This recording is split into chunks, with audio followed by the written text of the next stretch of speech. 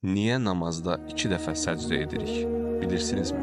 Allah Taala mələklərinə Həzrəti Adəm əleyhissalama səcdə etmələrini əmr etdi.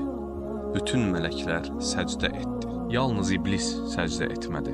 Mələklər başlarını qaldıranda iblisin səcdə etməyib ayaqda durduğunu gördülər. Bunun üzərinə mələklər Allahın onlara səcdə etməyi nəsib etdiyi üçün şükr edib bir daha səcdə etdilər. Allahım, bizi doğru yolda tut və daim namaz qılanlardan eylə.